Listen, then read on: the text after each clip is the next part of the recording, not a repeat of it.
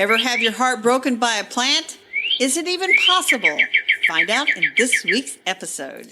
Welcome to the Garden Angelicas, where we talk about flowers, veggies, and all the best dirt. I'm Dee Nash from Guthrie, Oklahoma, where I garden on 7.5 acres out in the country.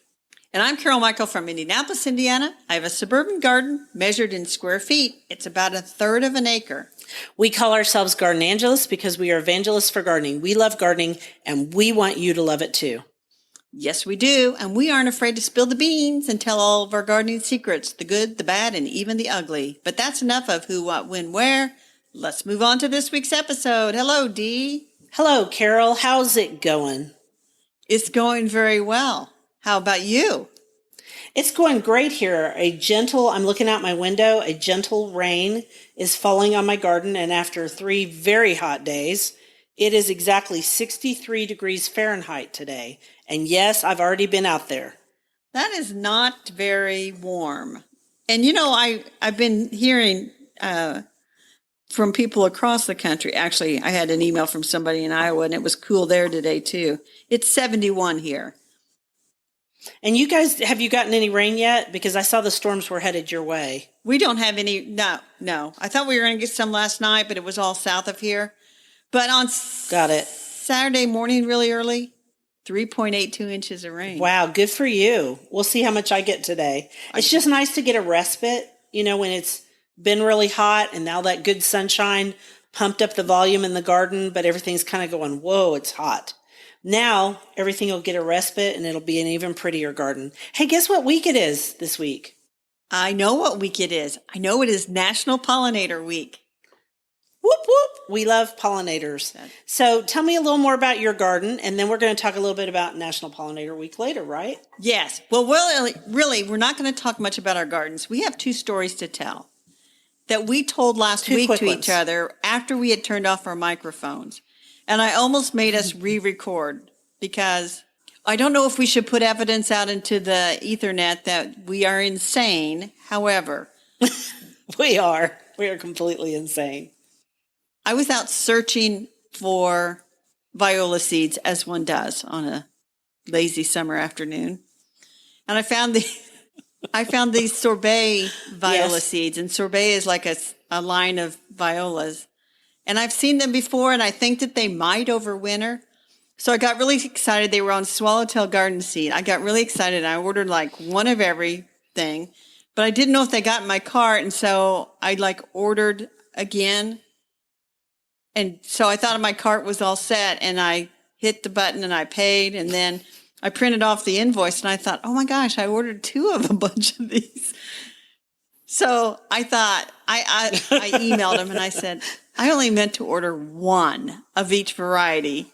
And so they were very kind, and they credited my order. And so I did get 1 of each variety. I've got them in the refrigerator because I've never really sown seeds for fall flowers like this. So I got to think it through a little bit. Yeah, I have not done it either. My friend Teresa Dawkins, she does a lot of viola seeds. So maybe I can hook you up with her if we need to. She's in Tulsa. There you go. But anyway, you thought that was funny that I got so excited ordering those that I actually double ordered. But then you told me you're out there ordering queen bees. I am. I needed 2 queen bees because one of the nukes I bought, one of the Italian nukes, it doesn't have a very good queen in it. So I'm going to have to replace that queen.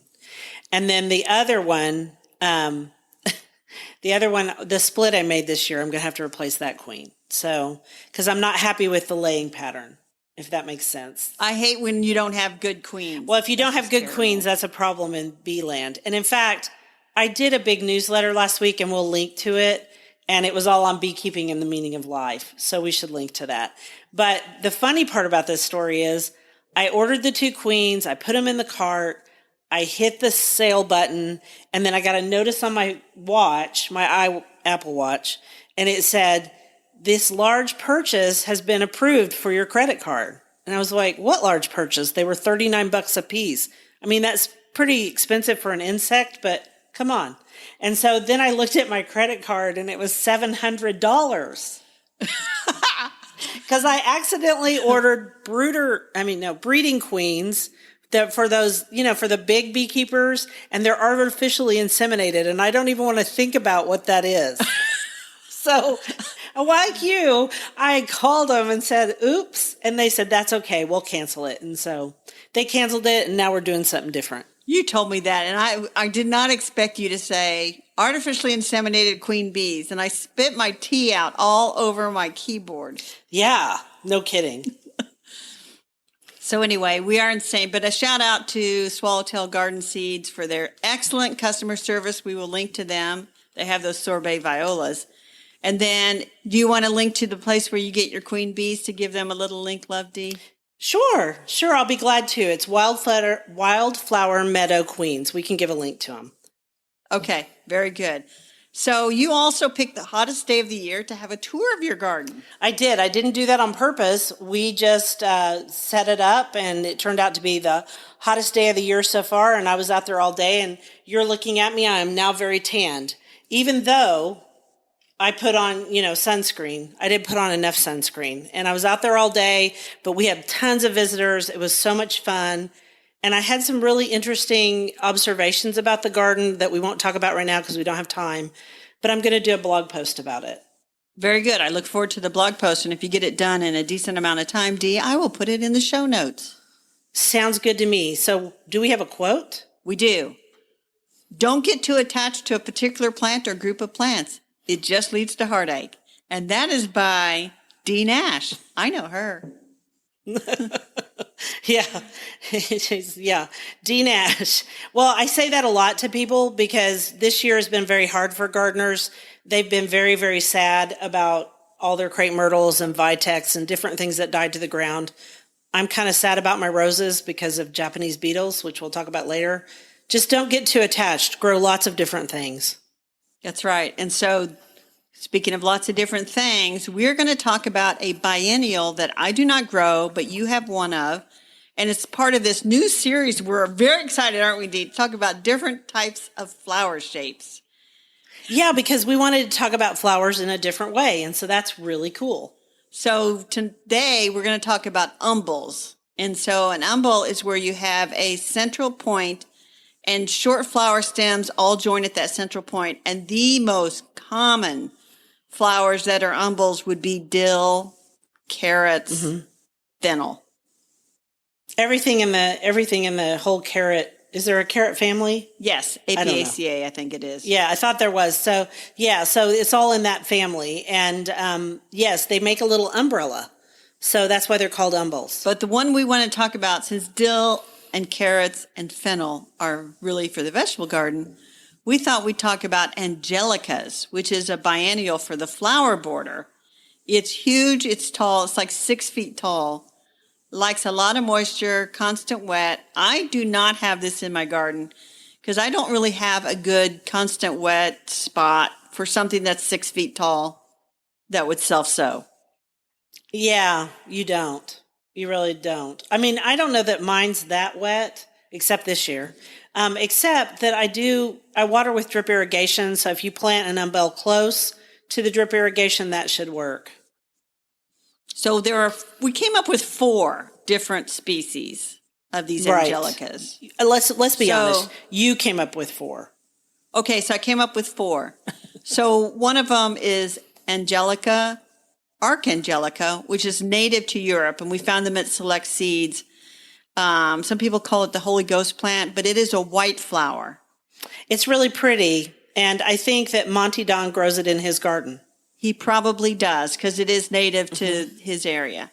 I do not know why we would grow that here, because there's another one, which is Angelica atropurpurea, native to North America, which has purplish stems and purple flowers. We found that at Prairie Moon. Right. For that. And that would be a good one. It's always good, if you can, to grow native flowers instead of the European cultivars or the European natives, because they are primed for our actual pollinators. But my whole garden is not native. I never have said it's all native. I just grow some natives. So I don't grow that one. Do you grow that one? I do. I don't grow any of them, Dee. Remember we talked about that. Oh, that's right. You don't grow any of them. Sorry. That's okay. Angelica gigas, Gigas, I guess I'm saying that right, is a Korean variety with purple flowers and stems. Beautiful. Saw seeds for that at Annie's Annuals, and we're going to link to all these in case anybody's interested. And that one, I mean, 6 feet tall, it would be a knockout at the back of a wet border. Or if you had one of those rain gardens where, that always is where the rain settles in, great place to plant Angelicas. Great place to plant them. And then it is a great place. You have this is the one I grow. Yes. Angelica stricta purpurea, which we can't find much information for. And I wonder if it's Angelica atropurpurea. I don't know. Just a different name. I don't know. I don't know either. I just know it's purple and it's a biennial like the others. And I always wanted to grow it. And so this year when I was placing an order to Annie's Annuals, I broke down and I ordered 3 plants. Hopefully I'll get them to self-sow in my garden because I love anything that has dark purple. In fact, I'm told that purple is my favorite color. And I guess it's not my favorite color like in clothes, but I think in the garden, I really do like purple, and dark red foliage and purple plants. They look good in the garden. They look good in bright sunlight. So I'm giving it a try. We'll see. We'll see if it works. Yeah, and you've got the kind of space where something like that self-sowing would not be like disaster number 1. Right, but if you have a small garden, you might want to think about it before you put one of these in your garden because it would take over. Yes. And that first one, that's the European one, I watched Gardener's World yesterday when I was, cooling off, and he was in his white garden, I think he calls it it's either the writer's garden or the poet's garden, and it's all white and green. And I'm almost sure that he has that plant in there. Yeah, he would because it is white. I think if you were going to have an Angelica, I would get one of the big purple ones. Yeah, it's pretty. I mean, I've got enough great white flowers in my upper pasture, which is a meadow. Anyway, so that is the umbels. The umbels. Yes, which look like umbrellas. It's an easy one to... Next week we have another flower shape. I will not reveal what it is. People will have to come back and listen. Ready for the quote? Gardening is an exercise in optimism. Sometimes it is a triumph of hope over experience. That is by Marina, I think you pronounce her name, Shins. And I would have to say it is almost always a triumph of hope over experience, wouldn't you? Yes, I have to think about that one a while. Yeah. And it reminds me of the optimism reminds me of I planted some camellias, which are not hard to hear at all, in front of a window that was kind of low. And I asked somebody, I says, you think that's going to cover that window? And she just looked at me and she said, you are an optimist. There's no way. There's no way they were going to get that tall. They are dead. Moment of silence for Carol's dead camellias. Wait, that wasn't silence. That was laughter. It's so funny because, I wasn't really laughing at your camellias. I was thinking of all the stuff together that we've killed over the years. But here's the good news. Our flower shape for next week, what is in the place of the camellias has that flower shape. That's a good tease. I hope people will come back. So you picked the topic for veggies. To fertilize or not to fertilize, right? And I got a lot of questions. Yes, because I thought, let's do an easy topic. Even though it sounds on the surface like it's an easy topic, it's a hard topic. And I got a lot of questions last weekend on the garden tour about what I feed my plants with. Nothing. I feed my plants with basically nothing. Occasionally for something that is... but I have really good soil because I've lived here 32 years. And over that 32 years, I've let a lot of stuff, break down on the soil. And that's kind of what we're going to talk about. Yeah, when you think about fertilizing, the main thing is don't think about fertilizing. Think about improving your soil health. And then your plants will get the nutrients that they need. Right, exactly. I came up with easy answers, by the way. Ready? Ready. Containers, yes, fertilize those. Vegetable garden, maybe. Perennials, it depends. Trees and shrubs, let's talk. Oh, that's funny. I like how you classified that. So when you plant a container, if you use new potting soil, it'll already have some fertilizer in it, or it should. So buy one that has a good organic fertilizer within the product. But you and I don't throw away all of our potting soil each year. No, we do not. I get rid of about a third of it, and I put that somewhere into my compost pile because I'm not going to waste peat moss or coir. And then I put in fresh fertilizer on the top third. So that's just an FYI for people. You mean you put on fresh dirt? You said fertilizer. Did I say dirt? I meant potting soil. Right. Sorry. And then you can use a slow release, and there are organic slow release fertilizers, and those just kind of make it less of a burden. So the thing I would say is you should, if you have a brand new garden and you just don't know about the soil health, I would go ahead and get my soil tested. I think that's a great idea. Yeah. And I did visit a community garden plots with Garden Club last week. And it was with a soil conservationist with the local soil and water conservation district. And so he has 3 plots in this community garden area. It's called the Mayor's Garden. And in the spring, his garden is marked off and they do not till it up. All the other gardens, they just come through with a disc and just beat the crap out of it. But he uses a lot of cover crops. He puts plain brown paper down to smother weeds, not cardboard. It's kind of like the stuff you get if you go to a place that still prints newspaper, when they get to the end of the roll, they have leftover. It's that kind of stuff. Interesting. So it's unprinted newsprint, I guess. Yes. Anyway, you can just look at his soil and pick it up, and it looks brown and crumbly and nice. And you look across the way at people who have very lovely gardens, but the soil is tannish and kind of doesn't have that same look. And I would imagine too, if we get a dry spell and they don't water, those gardens will suffer more from dry spells than his garden will. Okay, and explain why they'll suffer more. Because of the layering that he's doing. The layering he's doing, it retains the moisture better. Right. He's getting good drainage. So, which is one of the reasons we mulch, is so that, it keeps the soil moisture more consistent. It cools the soil, things like that. And there's a whole lot of stuff now on tilling that says it's a bad practice. I haven't tilled in, 10 years, I guess. I haven't tilled in that time. I actually own a rototiller. I would like to get rid of it. Yeah, I don't have one anymore. And actually my husband offered to, and I'm saying my husband for people who don't know, he offered to till something for me this year. And I said, absolutely not. And so I know what it was. It was when we were putting the soil back into the cut flower beds that we started this year that we rebuilt. We just put the soil back in and he was like, don't you want me to till some sand in that? I said, no, I don't. So I don't till. I also do layering techniques. And over time, it'll really make your soil better.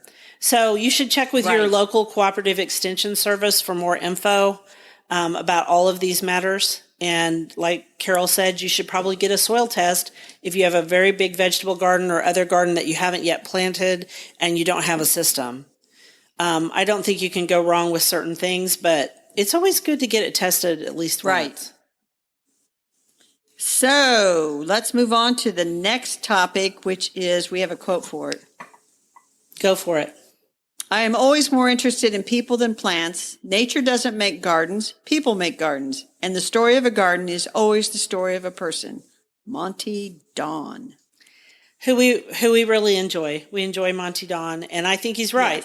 Yes. I am much more interested. I'm going to see a garden tomorrow, which that'll be the day before this airs. And they've opened their garden. It's a local couple, they live in Calumet, and it's Daniel Pugh and Ruthie Pugh. And I really enjoy going to see their garden because it's in a completely different environment than mine, and they are completely different people. And they were at my garden on Saturday, and we both enjoy each other's gardens very much. And I feel that way every time I go do a garden coaching thing. It is really fun to see the person, and that's usually the first thing I ask them is, what do you want from your garden? Tell me a little bit about yourself. So we're moving on to the bookshelf.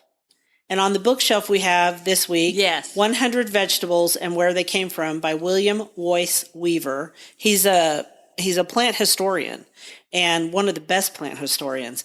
This is a really fun book. It's a very small book, and it's a fun book that Carol and I both have, and it explores old and new, unique veggie varieties, and then he tells you the history of those vegetables.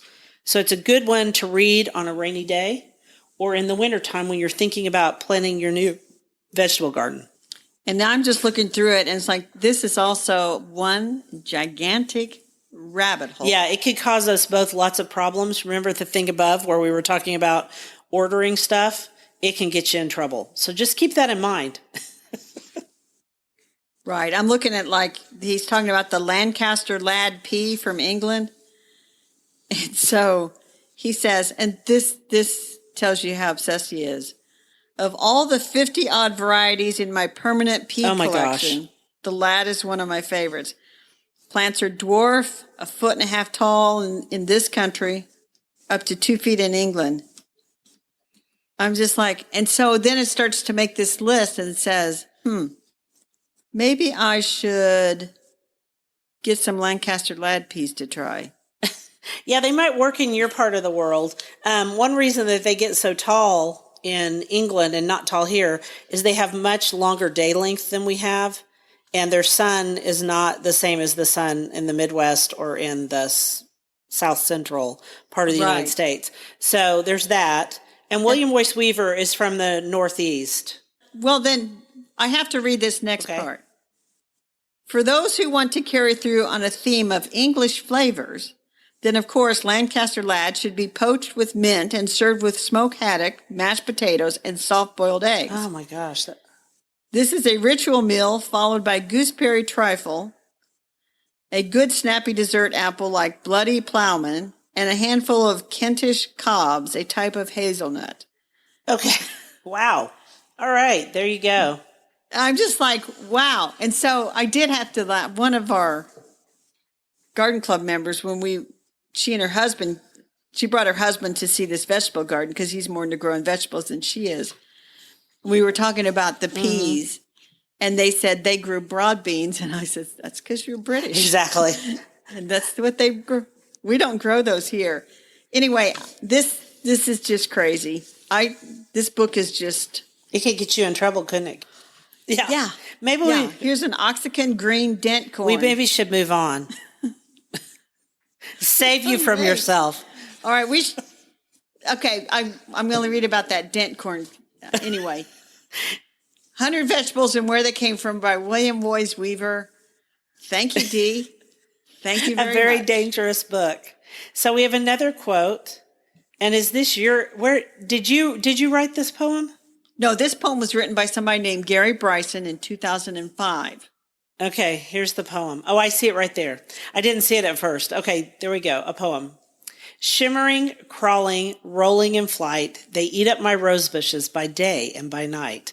I scarcely could count to number them all, an insatiable appetite from a beetle so small. Like the locust, they arrive, never making a sound, emerging from hideaways deep in the ground. Unerring, uncanny, they hone in and find my lovely rose bushes, leaving dead stems behind. Thank you, Gary Bryson. That's my feeling exactly. The danged old Japanese beetles. So it has been interesting from this side of the Japanese beetle world, where I've had them for decades, to experience the angst and the anger and the animosity. Frustration. I wanted to go with A words: angst, anger, animosity. Sorry. You feel towards Japanese beetles that have just arrived in your garden this year. I see the alliteration you're making. Okay, so Japanese beetles, they're in Oklahoma.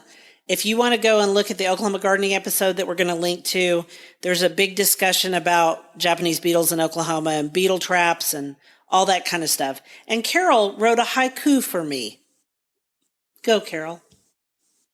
Japanese beetles, they come to eat your garden. Gardeners hate them. Amen. They do hate them because they are voracious creatures. And while the rose is their very, very favorite thing, and I cut all my roses off, they also like other plants too. So far, it looks like they don't really like daylilies, but that could change. They could decide suddenly they like those too, which would really ruin my June garden. But anyway, milky spore disease, It's supposed to keep away it's supposed to kill the grubs. Then there are also the traps, but you don't want the traps anywhere near your garden because it'll just bring in more Japanese beetles. It will. Right? And those traps, So- and when they first came out with those traps, and this was when I was at my other house, I set one up, and I will tell you that the smell of those rotting beetles in that bag is surely what AT double toothpick smells like. It's horrendous. Ugh, I don't even want to think about it.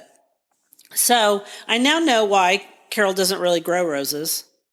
I will say in my garden, they seem to really love my South Africa rose that is this gorgeous golden yellow. And they really love my light colored roses the mostest. That just seems to be what they like the most here. And that's just an observation. That's not science.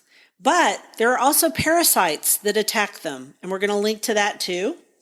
Yeah, I was excited to see that. I did not know that. And they said, first of all, it's just fruitless to spray them because you're just going to kill off all the insects and nobody wants that. Yeah, And you're going to so- kill other things that you want on your plants. And you don't want that. And you don't want to use a systemic. Let's bring that up. You don't want to use a systemic because that'll kill everything.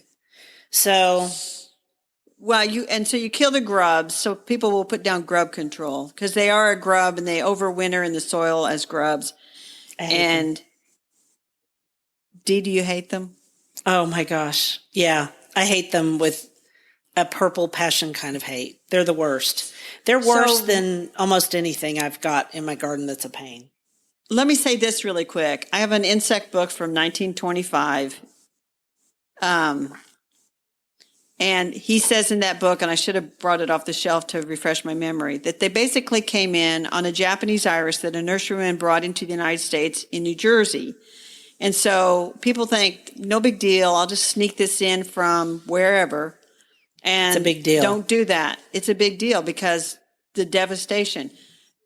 They'll get onto Yeah. crab apples, peaches, any of the fruit trees that are in the rose family. They'll get on the, I said crab apples. They do not like geraniums. They do not like geraniums. Well, that's good news. They don't like geraniums or pelargoniums, so I'm really thrilled about that.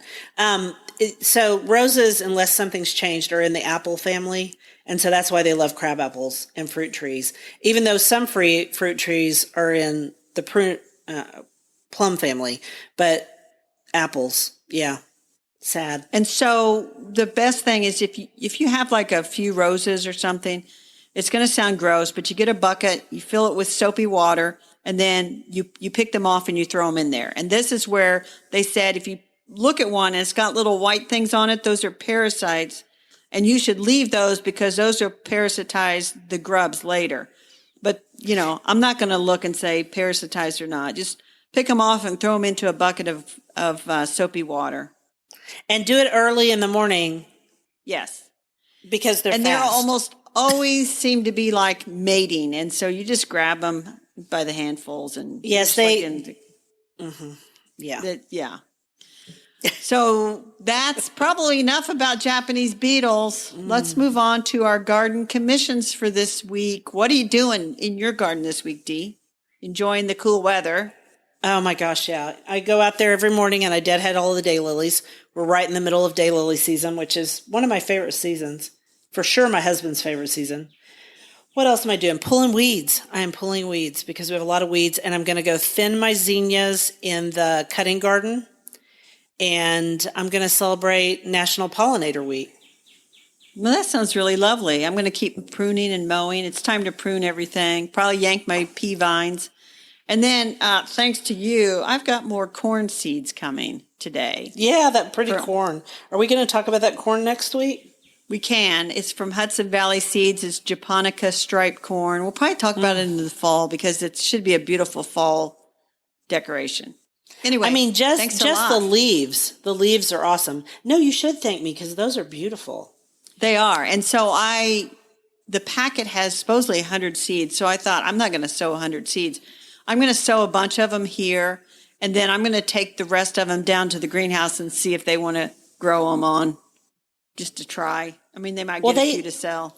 They might like it. I mean, they might go ahead and put them in, and then people buy them as fall decorations. Yeah, they were selling striped corn last year as a fall decoration, so I think that might be pretty good.